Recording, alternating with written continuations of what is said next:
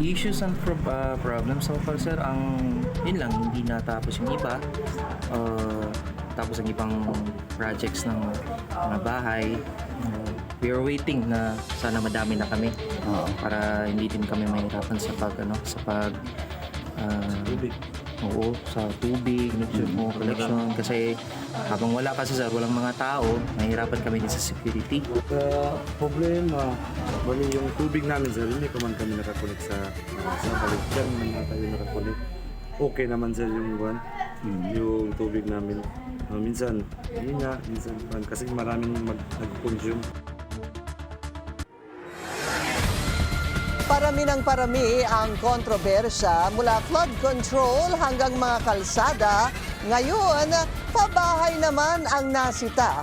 5 taon matapos simulan ang proyekto, hindi pa rin daw mapakinabangan ng mga benepisyaryo. At habang gumugulong ang investigasyon sa flood control scandal, no more Mr. Nice Guy ang ICI. Magpapatuloy ang pagdinig nito bukas at ang hindi sumipot, ipadadampot. Magandang gabi. Ako si Willard Cheng. At ako si Pinky Webb. Simulan na natin ang agenda. Exclusive, bukod sa flood control projects at farm-to-market roads, may ghost town din. Daan-daang housing units sa Zamboanga City, hindi raw mapakinabangan. Isa pang exclusive, ilang infrastructure projects sa Quezon Province, overpriced na, pare-pareho pa raw ang presyo. Representative Reynante Arrogancia, dumipensa. Dating Congressman Zaldico, ipadadampot na ng ICI kung hindi haharap sa komisyon bukas. Dating House Speaker Martin Romualdez, pinasisipot din sa pagdinig. Pumalag sa fake news, Senate President Tito Soto, kakasuhan ng mga nagsabing papatawan niya ng buwis ang kita ng mga content creators. Bogo City sa Cebu, niyanig na naman ng lindol. Structural inspection sa mga gusali ipinag-utos na ng DILG. Kakalaro mo yarn, Congressman Kiko Barzaga napuyat daw sa video games kaya late sa pagdinig sa kanyang ethics case. House Deputy Speaker Ronaldo Puno nanindigang dapat parusahan na ang kongresista.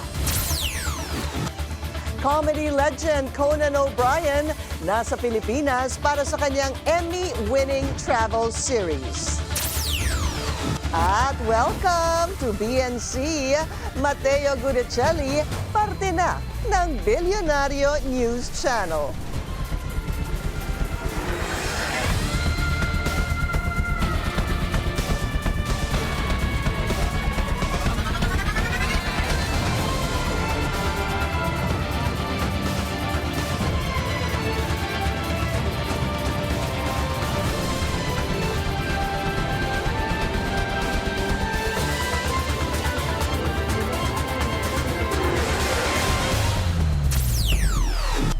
Tila hindi lang flood control projects at farm-to-market roads ang minumulto dahil sa Zamboanga City may ghost town din, daan-daang housing units na hindi pa rin mapakinabangan ng mga benepisyaryo. Yan ang exclusive agenda report ni RJ Rasolado.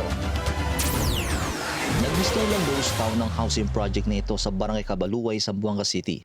Tahimik, walang katao-tao at kahit saan man dumapo ang iyong paningin. Itong mga housing units na hindi natapos ang iyong makikita. Ang ibang mga bahay, halos matakpan na ng mga tumubong damo. Halos isang dekada nang nakatiwangwang ang mga housing units dito sa Barangay Cabaluay. Kaya naman, ang ilan sa mga bahay dito ay unti-unti nang nasisira. At meron naman ay hindi talaga natapos, tulad ng bahay na ito. Nakumpleto naman ang structural frame ng karamihan sa housing units. Pero ang ibang mga bahay, wala pang mga bubong, bintana at pinto. Hindi pa rin tapos ang mechanical, electrical at plumbing sa karamihan. Ayon sa National Housing Authority, bahagi ang housing project na ito sa Government Employees Housing Program na pinondohan ng 100 million pesos noong 2020. Higit siyam na rang bahay sana ang itatayo dito sa mga kawani ng gobyerno at iba pang kwalipikadong individual. Pero 5 taon matapos mag-umpisa ang proyekto, nasa 103 housing units pa lang ang natatapos at nasa 50 pa lang dito ang occupied. Tiene pa kasi mga palta sir. El kuan kasi sir, el plano kasi del NHA ARA is to tap Pag-ibig as financial arm para si completal units man take out kami na Pag-ibig kasi kasi Duterte Housing sir, no ay sa LA funding actually nag-aa. So since LNHA GOCC man LNHA, so LNHA Tabusca funds. Matapos ang taong 2020, hindi na naglaan ng pondo ang national government para tapusin ang proyektong ito. At dahil dito, nagkusa umano ang kontraktor na mag-abono muna para lang matapos ang nasa humigit 4 na rang mga bahay bago matapos ang taong ito. Pahirapan din daw na kumbinsihin ang mga loan beneficiary na idaan sa Pag-ibig Fund ang pagbili ng mga housing unit. Para el contractor, tapikura kilele asekaba el 413 units alibanda na phase 1 para si once kompleto yaman apply kami for mortgage takeout na Pag-ibig. So amo kel plan niya usa para man-roll el sen kompleta el 925 units. Isa si Andrew sa 50 loan beneficiary na tumira na sa housing project. May mga minor issue daw ang bahay tulad ng leaking sa bathroom. Issues and problems so far sir, yun lang, hindi natapos yung iba. Tapos ang ibang projects ng mga bahay. We are waiting na sana madami na kami para hindi din kami mahirapan sa Tubig. Oo, sa tubig, collection. Kasi habang wala kasi sir, walang mga tao, mahirapan kami din sa security. Ang ilang residente naman, supply ng tubig ang reklamo. Problema, bali yung tubig namin sir, hindi pa man kami nakakunik sa Namasa. Bali dyan man na tayo nakakunik. Okay naman sir yung tubig namin. Minsan, minsan kasi maraming nag-consume.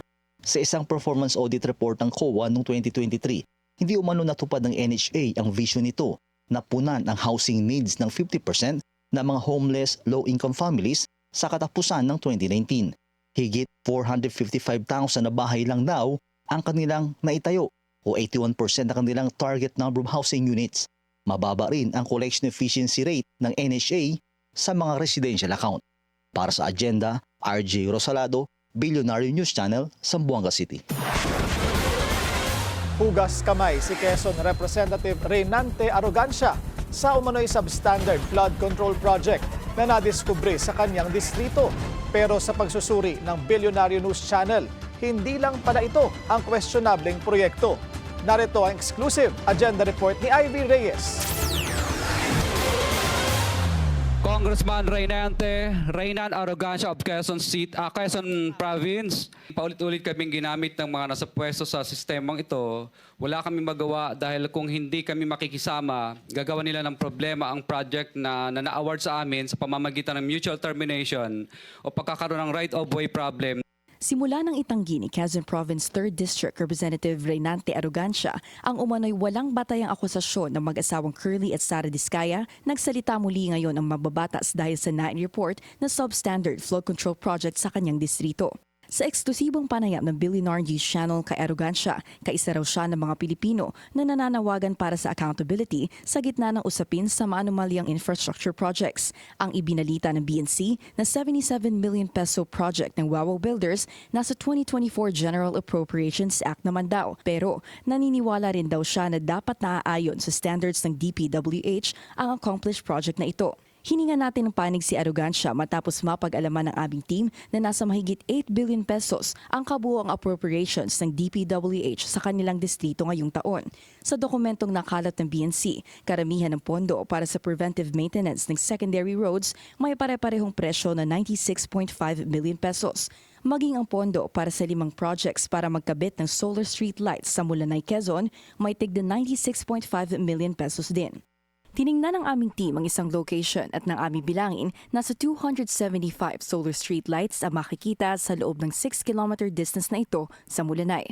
Ayon sa kinonsulta naming eksperto, tila overpriced ang presyong 96.5 million pesos para sa ganito kadaming light posts. Sinusubukan pa nating hingin ang panig ng contractor ng proyekto. Depensa naman ni Arrogancia, nagre-reflect daw sa National Expenditure Program at General Appropriations Act ang mga pondo sa kanyang distrito.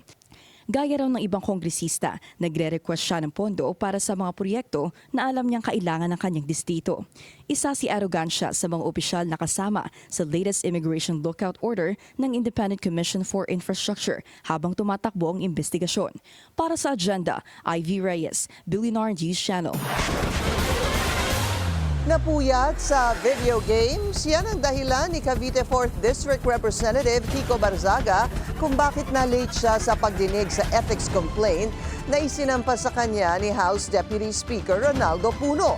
Sa ngayon, hindi pa nare-resolba ang kaso. Alamin kung bakit sa agenda report ni Joan Manalo.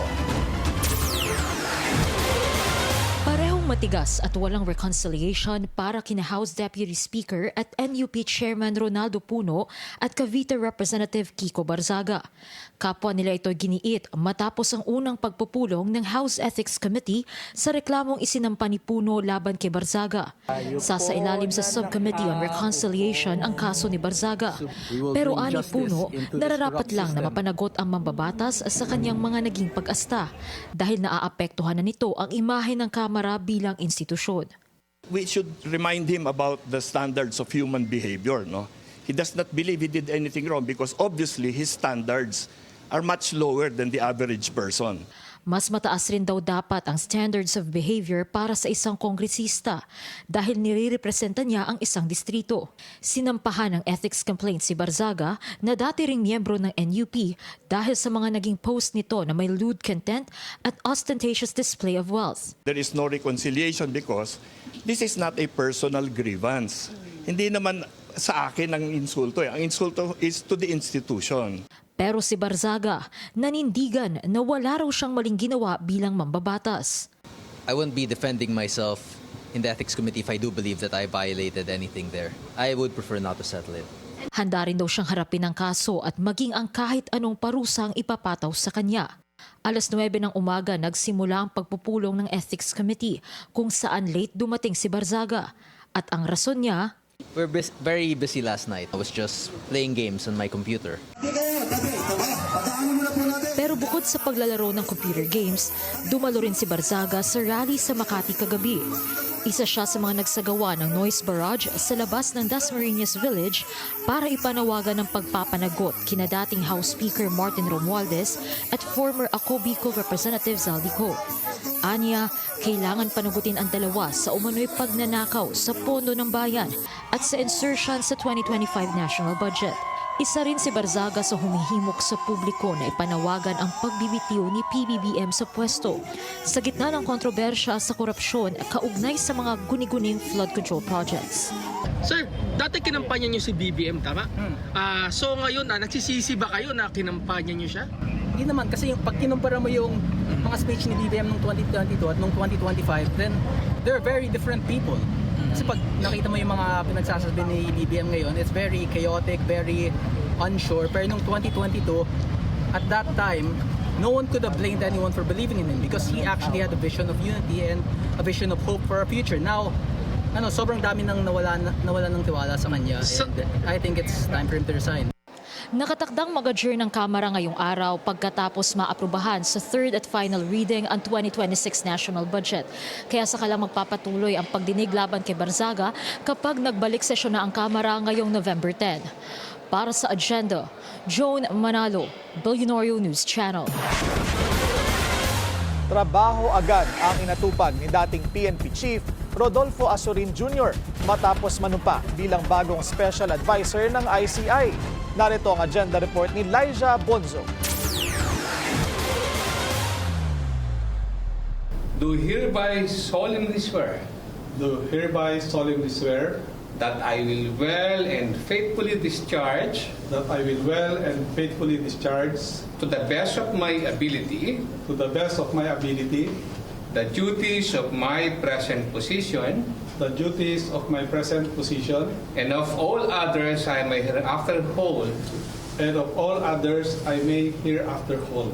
Saksi sa panunumpa ni Retired General Rodolfo Azurin ang mga opisyal at miyembro ng Independent Commission for Infrastructure o ICI na sina Chairperson Retired Supreme Court Associate Justice Andres Reyes Jr., Executive Director Brian Osaka at Rogelio Babe Singson at Rosana Fajardo. Nagtrabaho agad si Azurin. Hinimay ng ICI ang naitalang 421 suspected ghost flood control project sa buong bansa na unang naiulat noong nakaraang linggo.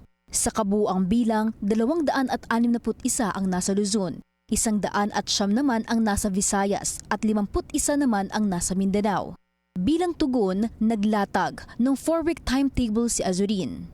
So tapos na po yung week 0, ito po yung na-turn over na po ng ating DPWH, yung initial po na validation po nila doon sa mga suspected na ghost projects. Sa week 1, nakatakda ang technical inspection ng ICI sa pangunguna ng DPWH engineers, AFP Engineering Brigade at ilang volunteer engineers. Sa week 2 naman, magsisimula ang case build-up at ang weeks 3 to 4 nakatakda para sa filing of cases ng ICI sa Office of the Ombudsman at sa iba pang institusyon. Yung sa 3rd to 4th week, starting from now, we can be able to file at least 15 cases. Sa ngayon, hindi pa rin isa sa publiko ng ICI ang mga pagdinig nito. Bilang alternatibo, sisiguraduhin daw nila ang pagkakaroon ng regular na pakikipanayam sa media. At bilang parte ng kanilang mandato, magsusumite rin sila ng buwanang ulat sa opisina ng Pangulo na bukas ding mabasa ng publiko. Para sa agenda, Elijah Bonzo, Billionaire News Channel. No more hiding game para kay dating ako Bicol Party List Representative Zaldi Co. Babala ng ICI, ipapakontempt na ang dating kongresista at hahainan ng arrest warrant kung hindi siya sisipot sa hearing bukas alas 10 ng umaga. Kabilang sa kakalkalin ng komisyon ng kinalaman ni Co sa budget insertions bilang dating chairman ng House Appropriations Committee at ang pagkakasangkot niya sa flood control scandal. Inaatasan din si Co na magdala ng mga dokumento at kontrata ng mga government project na inaward umano sa kanyang pamilya. Bukod kay Co, imbitado rin sa ICI hearing bukas si dating House Speaker Martin Romualdez. May hamon si dating Ilocos Sur Governor Chavit Singson kay bagong Ombudsman Boying Remulla. Sa at the forefront ng Billionaire News Channel, iginiit ni Singson na dapat kasuhan na sina dating Speaker Martin Romualdez at dating Congressman Zaldi Co. Nagbabala siya sa anyay diversionary tactic ng administrasyon. Una nang sinabi ni Singson na sangkot din umano si PBBM sa flood control scandal. Bago siya umupo, sinabi na niya, umunahin niya si Duterte. So may purpose na sila. Sinabi po ba niya yun na unahin niya si Duterte? Babalikan niya ang mga kaso ni Duterte. Yun ang unang agenda nila. So linagay doon para sa mga para ma-divert na naman hindi mausay si Marcos, si Duterte masama. Kung sincere sila para maniwala ang taong bayan, i-demanda nila. Si Zaldi Co, demanda nila. Martin Romualdez, may testigo eh. Pumalag sa fake news, kakasuhan ni Senate President Tito Soto ang mga nagpakalat ng balitang balak niya umanong patawan ng malaking buwis ang kita ng mga content creators. Ayon sa SP, sa loob ng higit 2 dekada niyang political career, never siyang nagsulong ng anumang tax bill. Yan ang agenda report ni Dexter Ganibe ng Abante.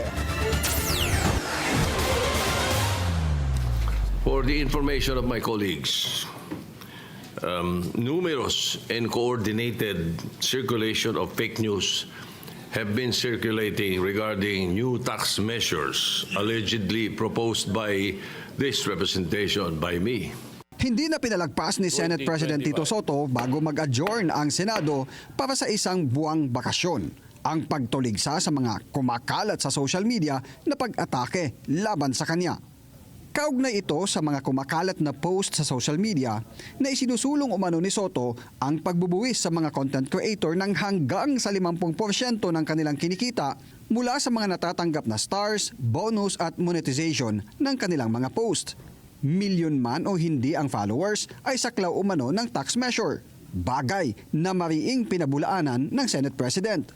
In my 24 years in the Senate, I have never proposed for any additional tax measures.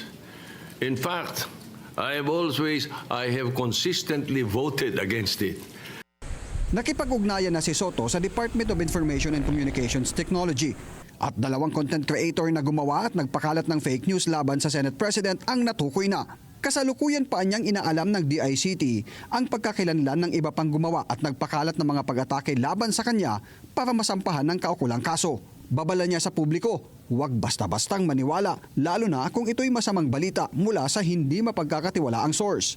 Nakabreak ngayon ang Senado at babalik ang regular session sa November 10. Para sa agenda, Dexter Ganibe, Abante.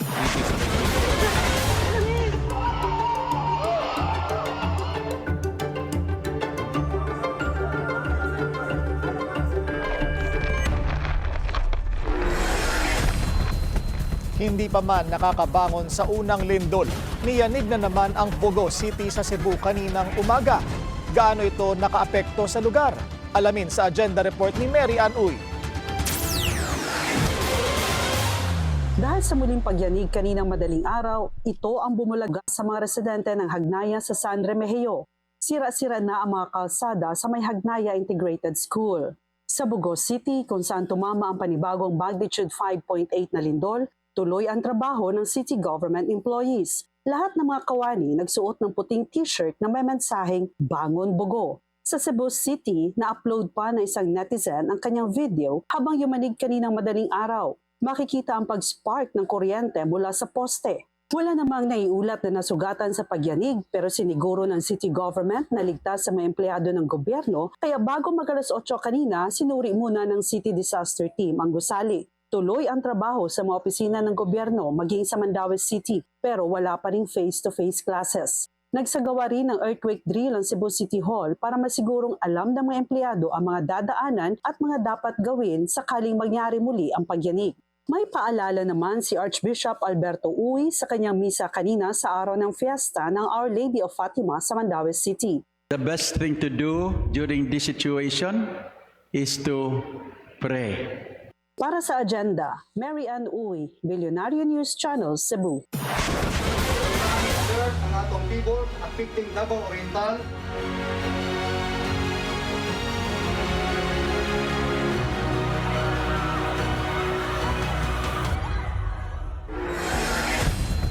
Nasa likod ninyo ang gobyerno hanggang sa pagbangon.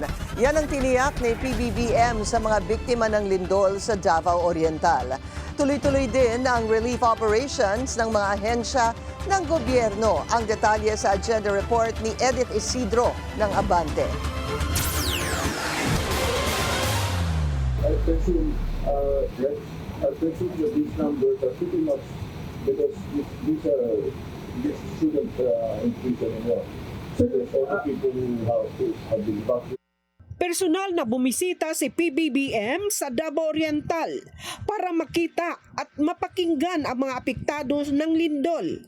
Ipinangako ng Pangulo ang suporta ng gobyerno para sa mga lumikas na pamilya sa muling pagtatayo ng kanilang mga tahanan. Sa huling tala ng NDRRMC, 8 na ang kumpirmadong nasawi sa Davao Oriental. 403 ang naiulat na sugatan, habang higit 131,000 ng pamilya ang apektado ng pagyanig sa Davao Region at Caraga. Umabot sa mahigit 100 milyong peso ang pinsala ng infrastruktura. Nasa 2,000 mga bahay ang nawasak at humigit kumulang 65 pamilya ang nawala ng matitirhan. Dito sa Davao, kayang-kaya ng DSWD mag-respond when it comes to the immediate food and shelter requirements and water requirements of our victims. Nagpapatuloy ang relief operation at damage assessment sa mga apektado ng lindol. We have to be ready all the time. So, on the part of DPWH, tuloy-tuloy yung pag-assess natin ng mga structures at kapag kakailangan na ng retrofitting, retrofit natin. Ayun naman, sa PNP wala silang naitalang krimen matapos ang Davao Quake. Wala rin daw looting at walang mananamantala sa sitwasyon gaya ng agawan ng relief packs.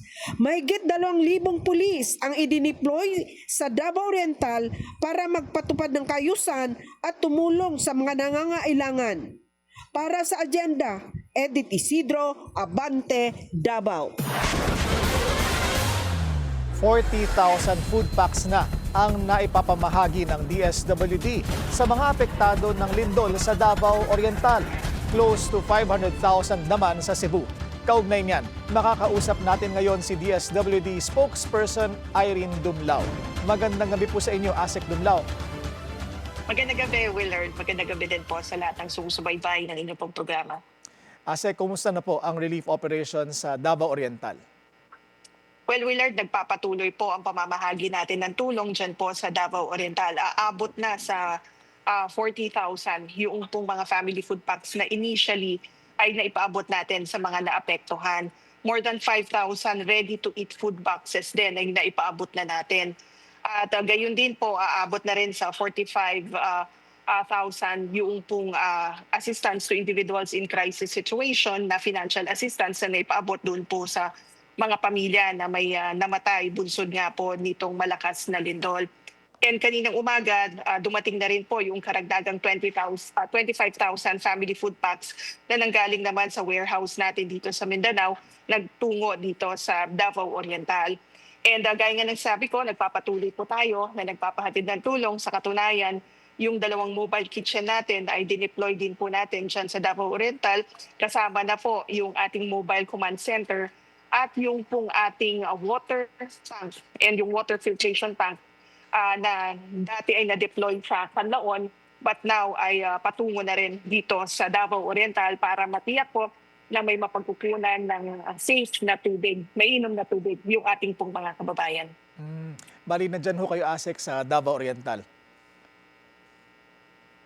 Tama po. Punta naman po tayo sa Cebu, ma'am. Kumusta po ang relief operations doon? Lalo't niyanig na naman sila ng lindol. Sa Cebu naman po, gaya ng sa isinasagawa natin na pagpapahatid ng tulong sa iba't ibang lugar sa ating bansa na naapektuhan ng iba't ibang mga kalamidad. Dito naman sa Bugos City, umaabot na sa around 500,000 family food packs yung ating na pong naipaabot sa mga local government units as augmentation support sa kanila. Dahil po 2 waves na ito, yung first wave natin more than 200,000 family food packs yung ating naipabot, and then nagpaabot nga tayo ng second wave. And aside from that, tinitignan na rin natin yung pagpapatupad ng emergency cash transfer para makapagpaabot tayo ng financial assistance. Diyan naman po sa mga kababayan natin na apektuhan, makatulong ito, makakontribute doon sa restoration ng kanilang normal psychosocial functioning. Sa pamamagitan po kasi niyang cash transfer na yan ay maaari po nilang maipasaayos yung kanila pong mga nasirang tahanan o yung kanila pong mga nasira na kabuhayan.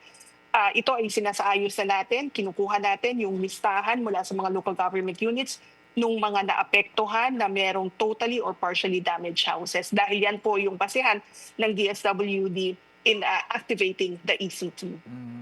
Asek, hindi ho ba kinakapos sa relief aid ang ahensya dahil sunod-sunod ang lindol at bagyo recently, at meron ho ba kayong call for donations? Sa kasalukuyan po, nasa mahigit 2 million family food packs yung ating papong stockpile, and araw-araw nagpo-produce yung ating Luzon Disaster Resource Center at Visayas Disaster Resource Center. Around 18 to 20,000 family food packs yung napro-produce po dyan. So lahat po ng mga output natin ay di-dispatch doon sa iba't ibang warehouses natin, particularly dyan sa Visayas and Mindanao, upang agad pong matugunan yung pangangailangan ng mga kababayan nating naapektuhan. In terms naman of funding support, Willard, we're very grateful to the Department of Budget and Management kasi lahat po ng mga request namin for QRF replenishment ay agaran po nila na natutugunan. So this enables the department to continue with its disaster resource operations and humanitarian action, and tayo ay magre-request po muli ng karagdagang pampondo mula sa DBM. At meron ho ba kayong call for donations sa publiko, ma'am, or para sa mga nais na mag-donate? Bukas ho ba ang ahensya dito? Well, sa mga nagnanais po, nagbibigay ng donasyon at tumulong sa ipinapaabot natin na assistance sa mga naapektuhan ng iba't ibang kalamidad, maaari po kayo magtungo sa aming pong website, that's www.dswd.gov.ph, and click on the link ng Kaagapay Donations Portal. Dito po makikita nyo kung ano yung mga lugar na gusto nyong paabutan ng tulong. At maaari rin nyo pong gamitin ng iba't ibang mga platforms. Maaari po kayong mag-donate through cash or even through your digital wallets. So magiging kumbinyente po ang pagpapahatid ng tulong. And maaari rin po kayong tumulong naman sa pagre-repack ng mga family food packs. Maaari po kayong magtungo sa Luzon Disaster Resource Center na matatagpuan sa Chapel Road, Pasay City, or sa Visayas Disaster Resource Center na matatagpuan naman sa Mandaue City para makasama po namin kayo sa pagre-repack ng mga food packs na ating pong ipapabahagi dyan sa mga iba't ibang lugar na naapektuhan ng iba't ibang kalamidad. ASEC, sa ngayon, kumusta ho ang contingency fund para sa mga kalamidad? Sapat ba ho ba ito? Well, so far sapat naman po yung ating pong nakuha na pondo, yung karagdagang replenishment ng goods mula replenishment ng QRF mula po sa DBM. At sabi ko nga po, dahil nagamit natin ito sa pag-procure ng mga raw materials na gagamitin para sa production ng ating mga family food packs, tayo po muli ay magre-request ng karagdagang pampondo mula sa DBM to sustain our ongoing disaster response operations. ASEC, kakabit na ng mga natural disasters gaya nito ay ang trauma doon sa mga apektado. Paano ho tinutugunan ng ahensya ito at marami na ho bang nai-report sa inyo na mga nangailangan ng debriefing? Well, tama po iyan. In fact, sa isinagawa nating humanitarian action sa Cebu, nag-set up tayo ng mga women-friendly spaces at mga children-friendly spaces nang sa gayon maprotektahan at mapangalagaan yung karapatan at kapakanan po ng mga vulnerable na sektor. Sa katunayan, diyan po sa Cebu, nag-set up po tayo ng psychosocial mental health support services o yung ating incident stress debriefing para magabayan po, matulungan yung mga kababayan natin na nakaranas ng trauma, ng anxiety, bunsod nga po ng sunod-sunod na aftershocks after the earthquake. So ito po, meron tayong mga social workers na nagsasagawa nito and may mga partners rin tayo from the Department of Health na nagbabahagi rin ng mga psychosocial interventions. Of course, yan din ay gagawin natin dito sa Davao Oriental para matulungan, maibsan yung pong mga nararanasan nitong mga kababayan natin na naapektuhan nga po ng malakas na lindol. Alright, maraming salamat po sa inyong oras at ingat din po, DSWD Spokesperson Assistant Secretary Irene Dublao. Maraming salamat, magandang gabi po. Sa Surigao del Sur, nakauwi na ang mga residenteng inilikas matapos ang isang magnitude 6 na lindol nitong weekend. Wala ring naitalang pinsala mula sa pagyanig ang Local Disaster Office, pero nananatiling bukas ang Emergency Operations Center ng lalawigan.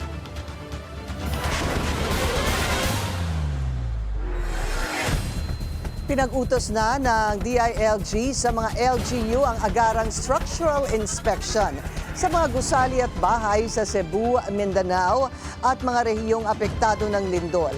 Bukod sa mga istrukturang may bitak o napinsala ang pundasyon, pinasusuri rin ang mga lugar na may bitak sa lupa o pagguho bago payagang gamitin muli.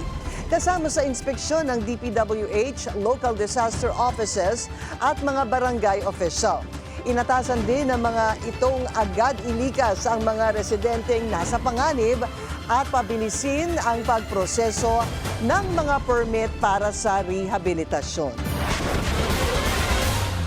Panukalang budget para sa 2026, lusot na sa Kamara. Susunod yan sa agenda.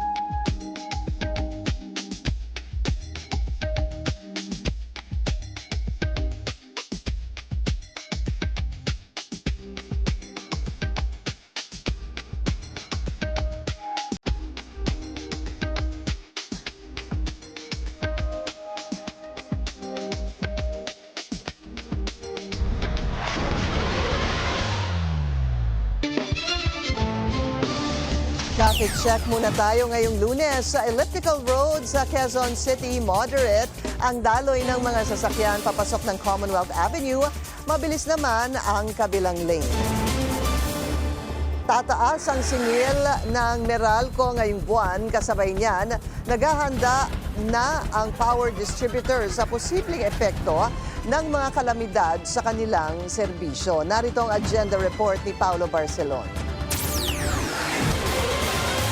Matapos ang bawas singil nitong nakaraang buwan, magkakaroon naman ng bahagyang pagtaas sa bill ng mga customer ng Meralco ngayong Oktubre. Lampas 23 centavos per kilowatt hour ang adjustment. Kaya ang kabuang rate aabot na sa 13 pesos and 32 centavos per kilowatt hour mula sa 13 pesos and 9 centavos nitong Setyembre. Ibig sabihin, kung 200 kilowatt hours ang konsumo ng isang pamilya, tataas ng 47 pesos ang kanilang bill ngayong buwan. Ayon sa Meralco, ang pagtaas ng singil ay dahil sa mas mataas na generation charge. Umakyat ito ng halos 20 sentimos kada kilowatt hour. Tumaas ang singil ng mga independent power producer at power supply agreements dahil na rin sa panghihina ng piso kontra sa dolyar. Kasama na rin dito ang pagpapalawig ng power purchase agreement ng Meralco at First Gas Santa Rita Plant na inaprubahan ng Energy Regulatory Commission. Pero nakatulong naman ang pagbaba ng presyo mula sa wholesale electricity spot market na bumaba ng 2 pesos and 6 centavos per kilowatt hour.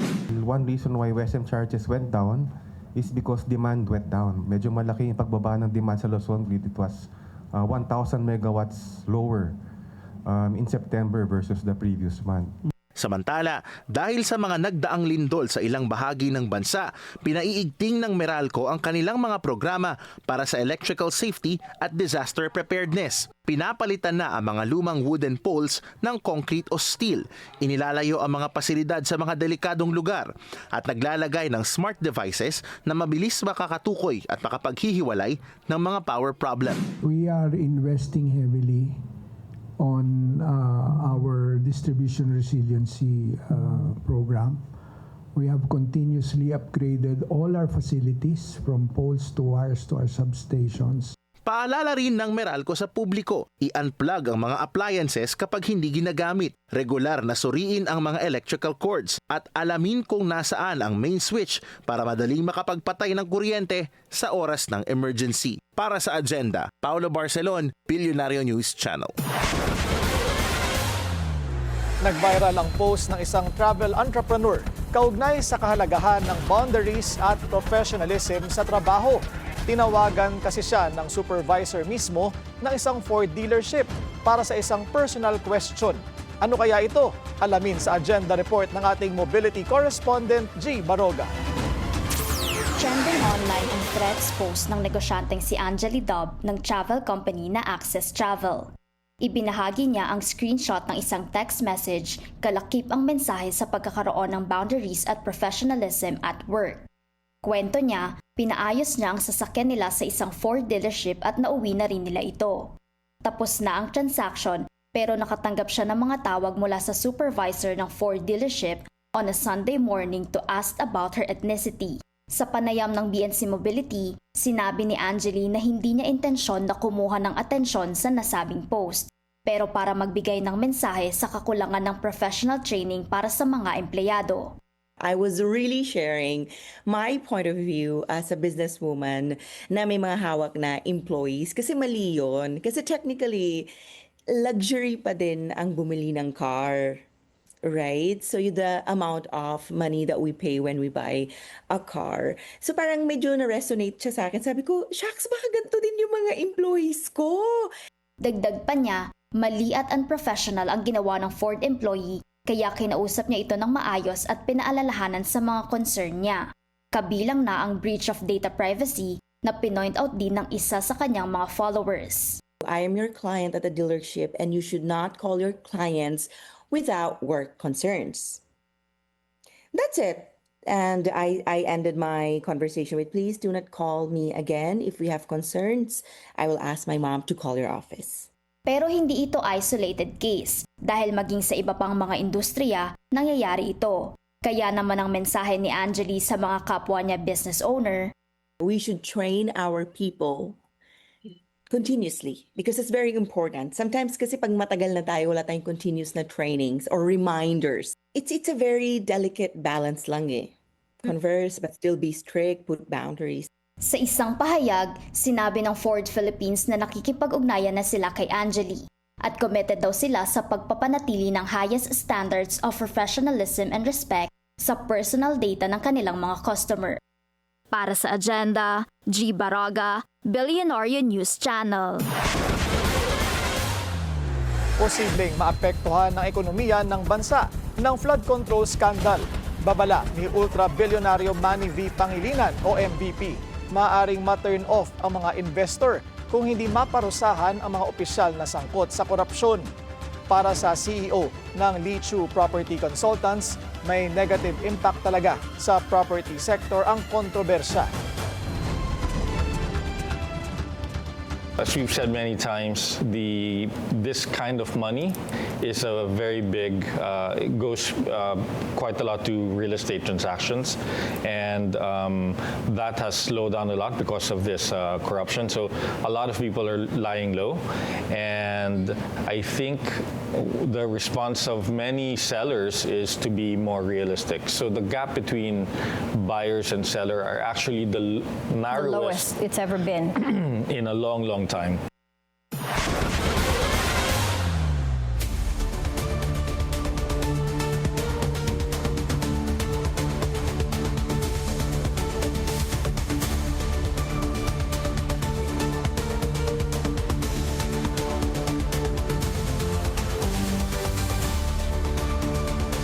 Lusot na sa Kamara ang panukalang 6.793 trillion pesos na 2026 national budget. 287 ang bumoto pabor sa House Bill 4058, 12 ang kumontra habang 2 ang nag-abstain. Kabilang sa mga tumutol ang Makabayan Bloc dahil ipagpapatuloy lang nila nito ang kurakot na pork barrel system sa bansa. Halos 700 billion pesos daw kasi ang presidential at legislative pork na nakapaloob dito.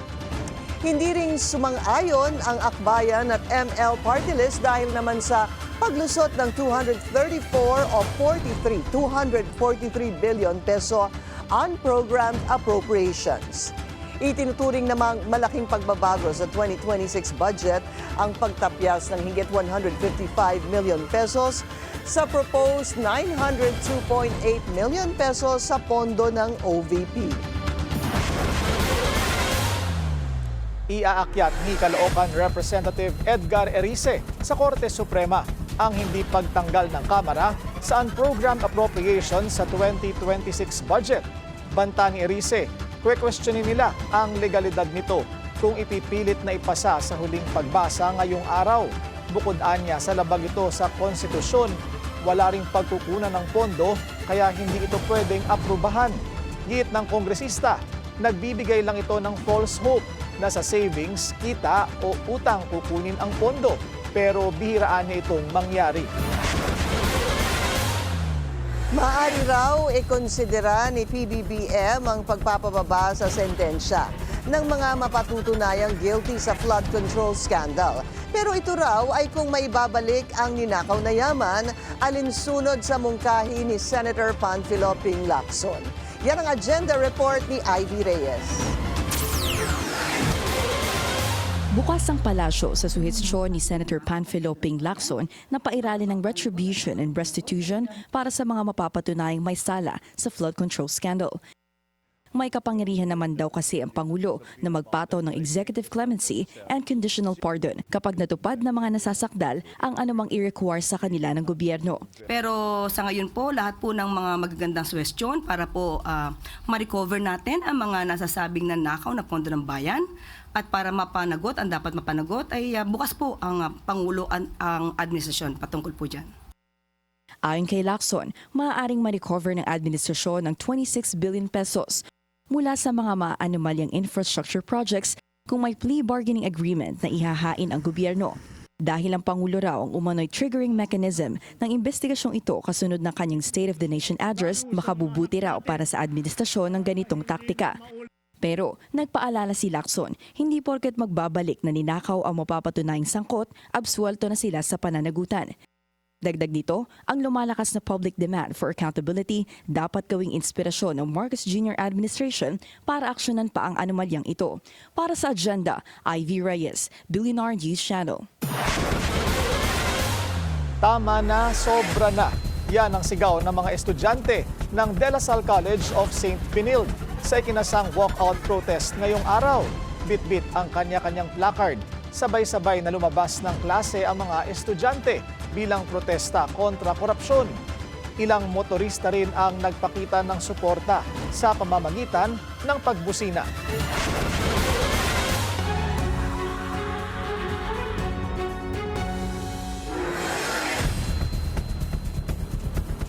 Tablado ng ICC ang hirit ng kampo ni FPRRD para sa interim release ng dating Pangulo at kaugnay niyan makakausap natin ICC accredited lawyer Joel Butuyan. Attorney Butuyan, magandang gabi po sa inyo. Magandang gabi, Pinky. Attorney, meron pong mga nagsasabing nag-file na daw ng appeal ang defense hinggil sa pag-deny ng ICC pre-trial chamber ng interim release kay FPRRD. Can you confirm this, Attorney, if do you know anything about it? Sa bibig po mismo ni Defense Counsel Nicholas Kaufman ay naghain nga sila ng appeal, no? Doon sa may denial ng request nila for interim release, Pinky. All right, so that is confirmed. Attorney, were you surprised dito po sa naging desisyon ng pre-trial chamber 1 denying the interim release filed by the defense? Hindi ako surprised, Pinky, dahil talagang I was very confident that it's going to be denied.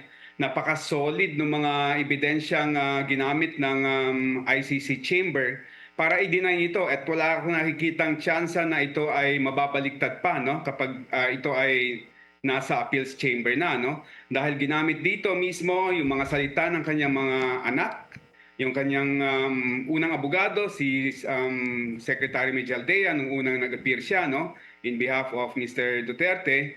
At ginamit din dito yung the fact na nahalal na mayor ng Davao City si Mr. Duterte at yung kanyang mga anak, no, lahat ito. Pati yung mga medical documents na sinabmit ng Defense Counsel, sinabi rin ng ICC na hindi nila nakikita na kailangang interim release si Mr. Duterte batay sa mga medical documents na sinabmit ni Mr. Kaufman. Yung mga inyong sinabi ngayon lang po na ilan sa mga naging dahilan ng pre-trial chamber para po i-deny itong interim release, Attorney.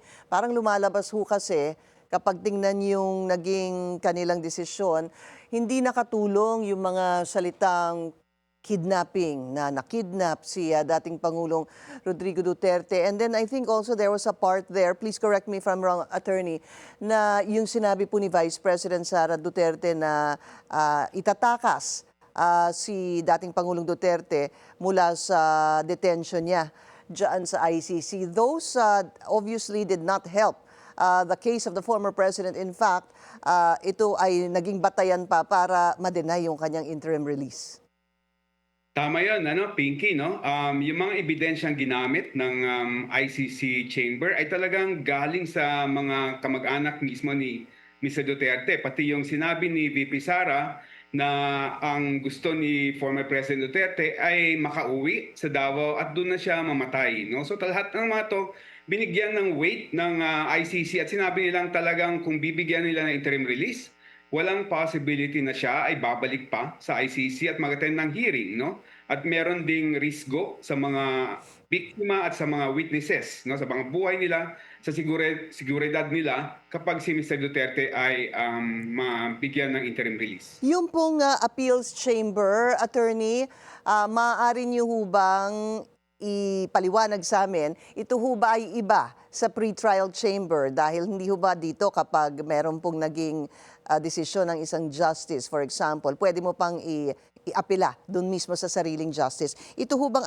appeals chamber where they filed the motion for reconsideration or the appeal is different from the pre-trial chamber? It's different, Pinky, and 5 judges ito, no? 5 judges yung appeals judges at kanilang i-review yung ebidensya na ginamit ng pre-trial chamber at pati yung kanilang mga argumento o yung kanilang mga pinanghawakang mga batas at tinatawag na jurisprudence, no? Riripasuhin nila itong mga to at titignan nila kung merong basihan nga para ito ay panigan o kaya ito ay i-reverse. Okay. Meron pa ho kasing mga pending, hindi ho ba, attorney, na motions ang defense with regards to the motions filed by attorney Nicholas Kaufman. Sa mga naaalala ko po, number one, yung unang-una ay yung issue ng jurisdiction na hanggang sa mga oras na ito ay hindi pa po nadidesisyonan. Yung pangalawa, yung iba ho kasi meron ng decision, yung pag-recuse ng ibang mga judges, hindi ho ba, sa ICC pretrial chamber. So, pending po yung jurisdiction at dapat nga itong interim release na there's been a decision, however, there is an appeal. My question, attorney, is meron ho kasi din yung not fit to stand trial, kaya hindi po natuloy yung September 23 confirmation of charges, hindi ho ba? Ano ang magiging epekto ng pag-deny ng interim release kay dating Pangulong Rodrigo Duterte sa motion naman na he is not fit to stand trial? Ang basa ko, Pinky, dahil yung sinumite ng defense, no? Na medical documents, yun din ay parte ng gagamitin, no? Na parte na ebidensya doon sa may tinatawag na request for indefinite adjournment. Kumbaga parang motion to dismiss itong indefinite adjournment na to. And since nakita ng mga judges na hindi ito sapat, no, para bigyan siya ng interim release. Kumbaga merong sinasabi na it will not prevent the former president from flight. It will not prevent the former president from putting in danger the security or even the lives of the witnesses. Tingin ko, nagpapakita rin ito ng kahit papano kung ano yung magiging desisyon nila dun sa may mental fitness ni Mr. Duterte. So tingin ko, malakas na ebidensya, no? Malakas na indikasyon na since denied itong interim release base sa medical documents, madi-deny din yung prayer nila for the dismissal of the case based on the supposed mental unfitness of the former President Pinky. Follow-up question on that, attorney.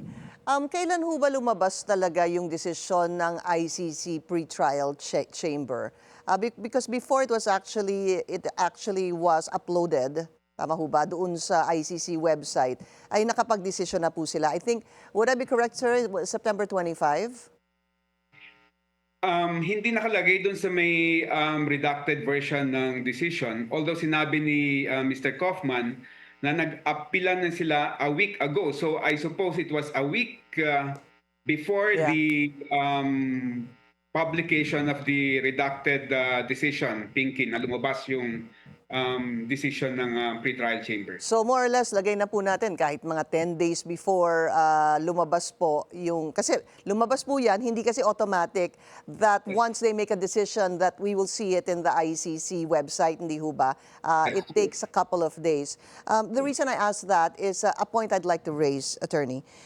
If you're talking about the medical documents that were perused by the pretrial chamber judges, to deny the interim release. Baka ho kasi nagkaroon po ng team of medical experts subsequently after, for example, September 25. Actually, I don't know where I got that date, pero parang more or less, lagay po natin September 25 to 30.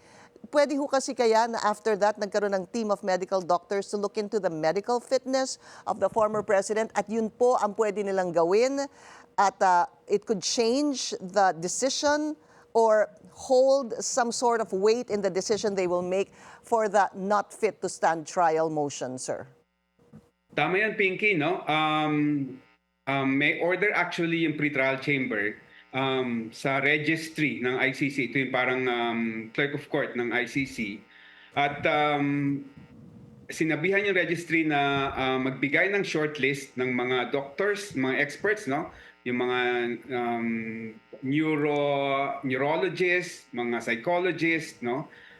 Iba't ibang experts At nag-submit nga yung registry ng mga 11 names na mga medical experts. At dito pipili yung pre-trial chamber para bigyan ng order para magbigay ng kanilang sariling opinion. No? So kasama ito dun sa mga ebidensya na titignan ng ICC judges. No? Pero Pinky, dito sa may decision ng ICC judges sa interim release, medyo interesting din, no, na lumabas na yung medical officer sa detention facility ay sinubmit yung medical records ni Mr. Duterte sa pre-trial chamber. Pero nagpro-protesta si Mr. Kaufman na parang ayaw niya na parang sinubmit, ayaw niyang i-consider ng pre-trial chamber yung mga medical documents, medical records ni Mr. Duterte doon sa detention center, no? Medyo nakakasuspecha yun. Bakit ayaw mong makita yung day-to-day medical prognosis ni former president, no? Kung talagang meron siyang medical condition that really prevents him from participating at ito ay glaring, ikaw mismo yung talagang gustong makita ng mga judges yung medical records niya sa detention facility, Pinky. Para magkaroon sila ng medyo, ang sinasabi nyo, from what I deduce is, they'll have a positive decision on the not fit to stand trial motion by the defense. Kung may nakikita pong sakit si medical officer. Yes, tama yan. Alright, so okay, be that as it may, attorney, paano ho ngayon? So may appeal, do you think, I know that, you know, we don't really know how, it's a different case for every different person, especially in the ICC, but do you think that the ICC pre-trial Chamber 1 will already rule soon on this either jurisdiction, yun yung pending, at saka yung not fit to stand trial, motion to adjourn indefinitely? At the minimum, Pinky, they will have to rule on the mental fitness of the former president, no? Dahil ito ay kondisyon para matuloy yung confirmation hearings, no? Yung jurisdiction po pwede nilang i-decide before confirmation hearings, po pwede rin i-decide nila after confirmation hearings and before trial, no? Alam mo, 2 weeks ago nasa ICC ako because I had to attend the lawyers conference. And nakausap ko yung mga abogado doon na mga humahawak ng mga kaso, yung mga nakatutok sa mga kaso sa ICC. And sinasabi nila na in comparison sa ibang kaso, actually mabilis ang takbo ng kaso ni Mr. Duterte sa ICC ngayon. Is that so? Ganun ho ba? Yes. So, Siyempre sa atin, dito po sa Pilipinas, medyo marami sa atin nagugulat dahil we hardly get any information. Everything is very formal, hindi ho ba? Wala ka naman makukuha na source dito eh. Siyempre from the time the former president was detained back in March, that was the first and last we've seen of him on national television. Sana nga September 23 for the confirmation of charges, but hindi nga po natuloy dahil nga po sa motion to adjourn indefinitely. All right, we'll continue to monitor the developments of this story. Maraming salamat po sa inyong oras. ICC accredited lawyer Joel Butuyan. Thank you.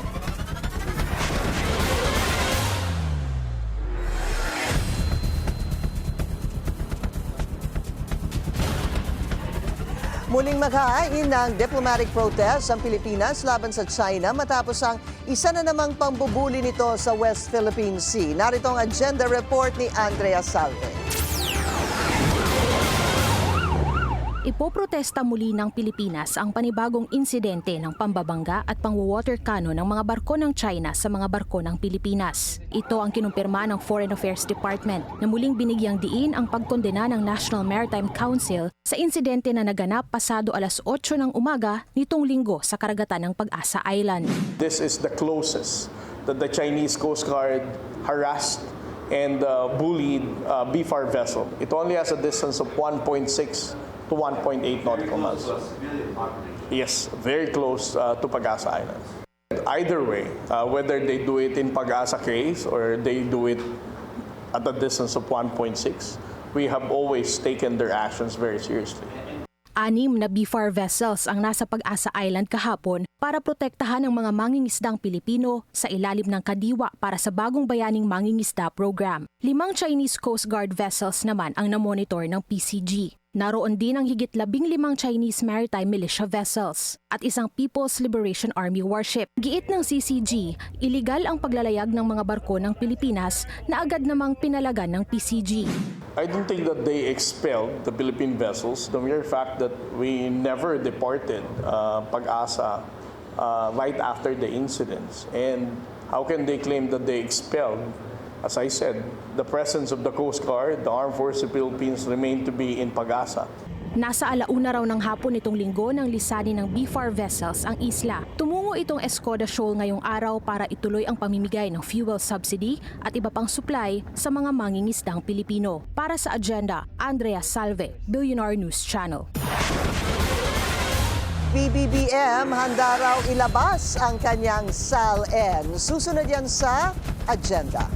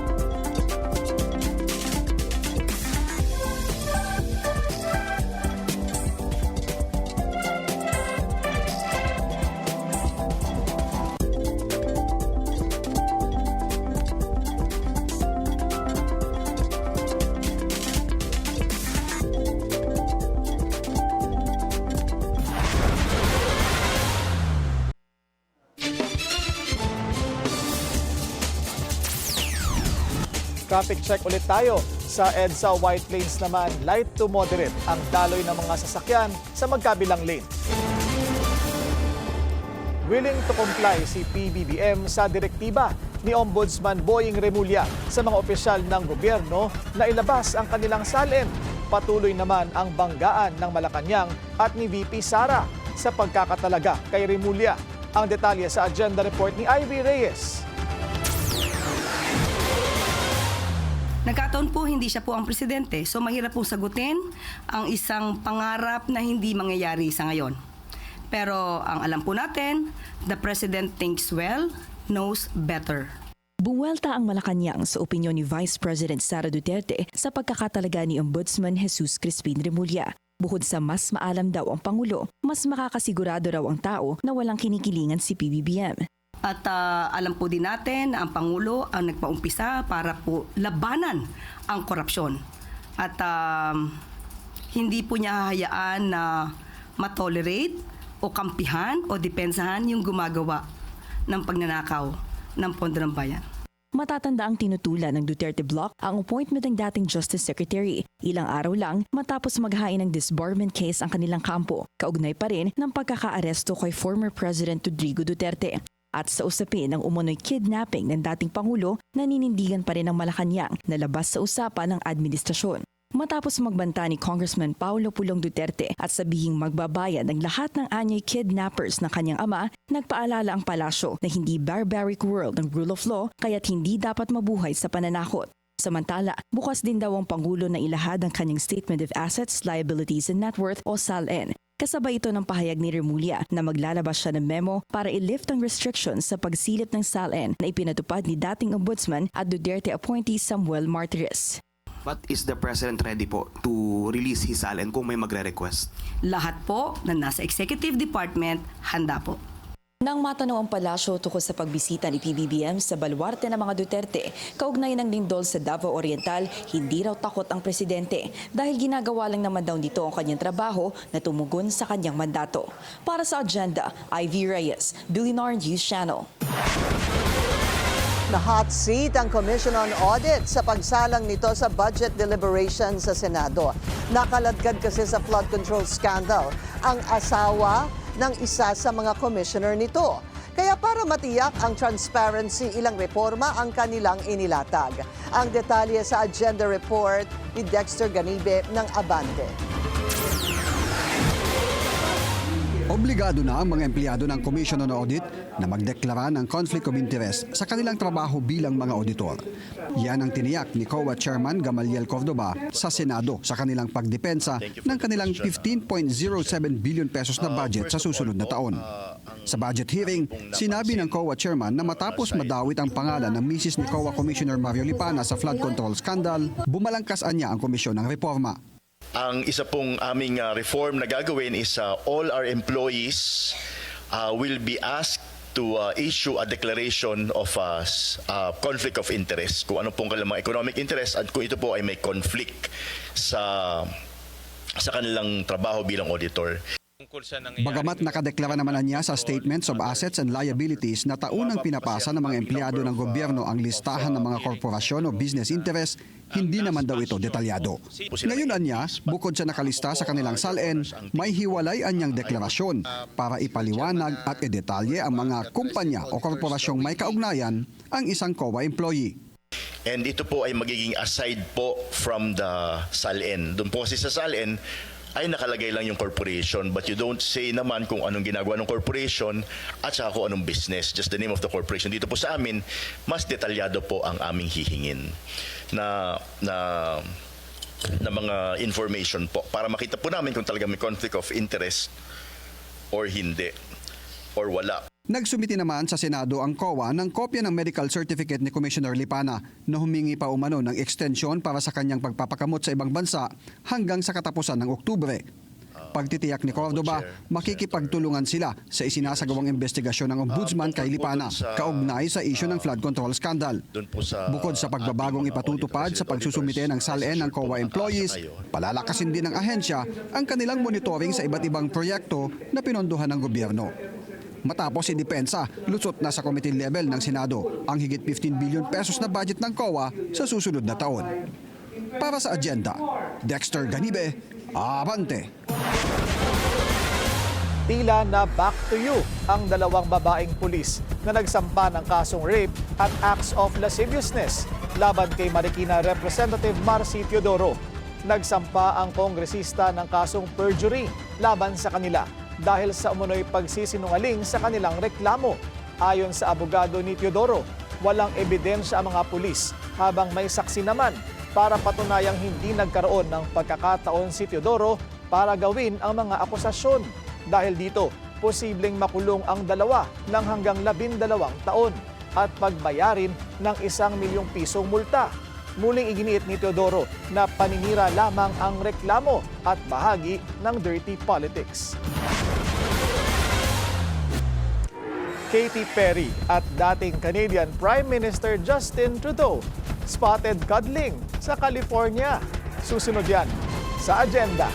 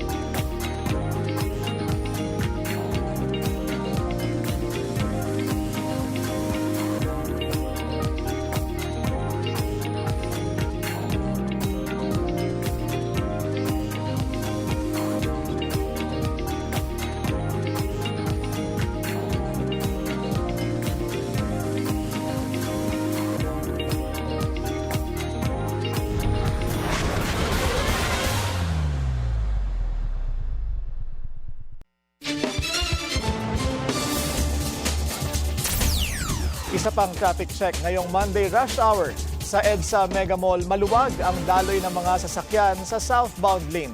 Heavy naman sa northbound lane.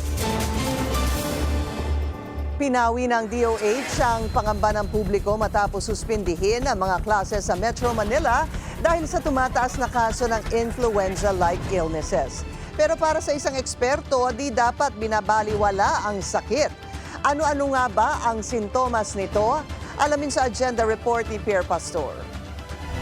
Suspendido ngayong October 13 and 14 ang face-to-face classes sa lahat ng pampublikong paaralan sa Metro Manila dahil sa kumakalat na influenza-like illness. Inirerekomenda ng DepEd na gawin din ito ng private schools. Sa Marikina, suspended ang pasok sa lahat ng antas sa parehong private and public schools. Ang ilang universidad naman nagpatupad ng mandatory wearing of face mask. Pero ayon sa DOH, hindi dapat ikaalarma ang hakbang ng DepEd. Normal lamang daw itong pag-iingat para hindi kumalat ang sakit. Paraan na rin daw ito para makapag-sanitize sa mga classroom at suriin ang mga gusali bilang paghahanda sakaling lumindol. Sa pahayag ni Health Assistant Secretary Albert Domingo, mas mababa pa nga raw ang bilang ng nagka-influenza-like illness ngayong taon na 121,716 kumpara noong 2024 na umabot sa 132,538. Pero ayon sa infectious disease expert, hindi dapat binabaliwala ang sakit. Ang mga sintomas nito ay kagaya ng sa COVID-19 at iba pang upper respiratory diseases na maaring magdala ng mga komplikasyon. May lagnat, sore throat, masakit ang ulo, may sipon, may konting ubo, masakit ang kalamnan, masakit ang kasukasuan.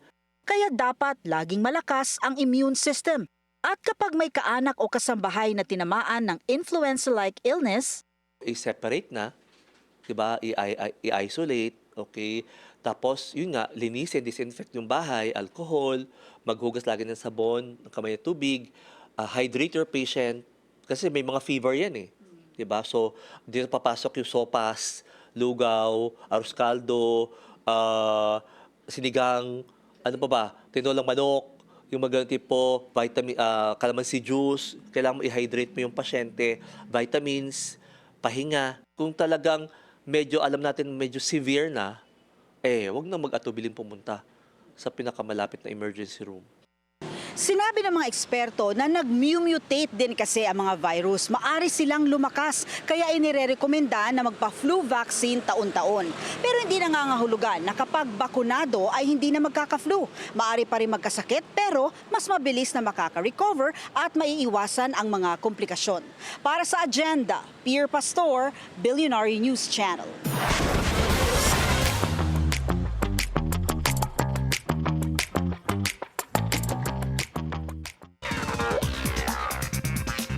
After months of speculation, officially dating nga sina Katy Perry at former Canadian Prime Minister Justin Trudeau. Sa steamy photos ng Daily Mail, kita ang couple kissing and cuddling aboard Katy's yacht sa California. This comes 3 months after the pair were spotted on a dinner date sa Montreal. Katy ended her 6-year engagement to actor Orlando Bloom in June. Trudeau naman separated from his wife in 2023 after 18 years of marriage. Trending ang pag-reveal ng businessman boyfriend ni Nadine Lustre sa alleged corruption in Siargao. Giit ni Christoph Baryu, corruption and political greed have been eating away at the island for decades.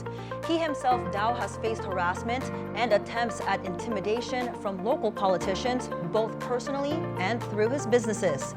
Isa sa mga pinoint out ni Baryu ang Union Malinao Bridge project, which he says was not stopped for petty or selfish economic interests.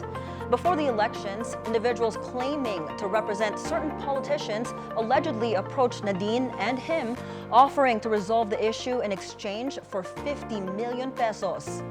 Baryu now calling for accountability and wants DPWH Secretary Vince Dizon to include Siargao among his priorities for review and reform. Conan O'Brien visits the Philippines para sa kanyang Emmy-winning travel series. Susunod yan sa Agenda.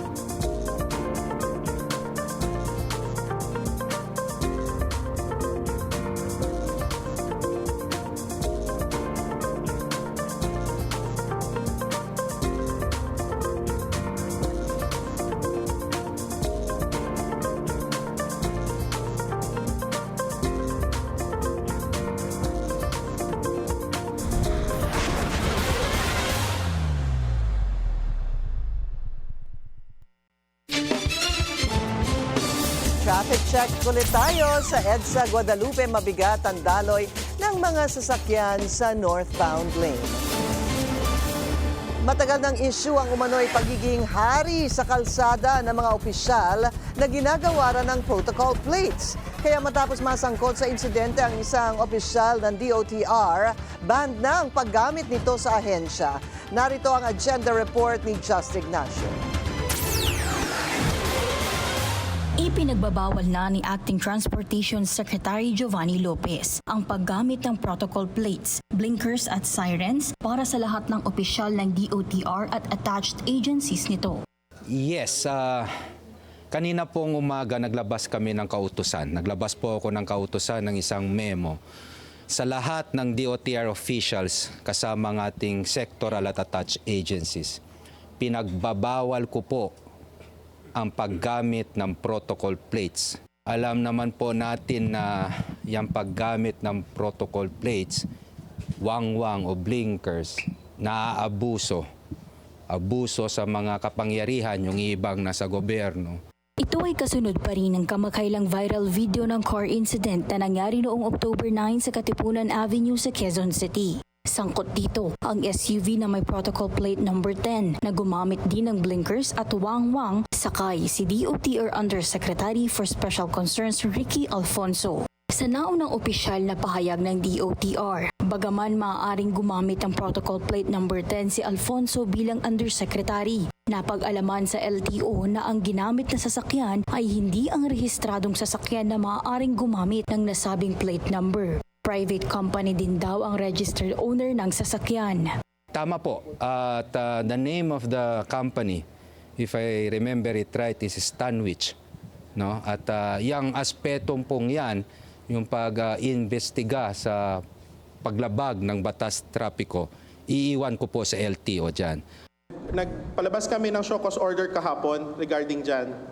At nagbibigay ako ng within the day para isurrender nila yung sasakyan at yung driver dito sa LTO main office. Pasado alas 3 naman itong hapon, isinuko na ang sasakyan na ginamit sa insidente. Mismong ang driver din ang nagmaneho patungong LTO Central Office at saka ito sumailalim sa pagdinig. Nauna nang sinuspindi ng LTO ang lisensya ng driver ng 70 araw at sinibak na rin ito sa trabaho ayon sa DOTR. Nagpapatuloy naman ang investigasyon hinggil sa insidente. Para sa agenda, Just Ignacio, Billionaire News Channel.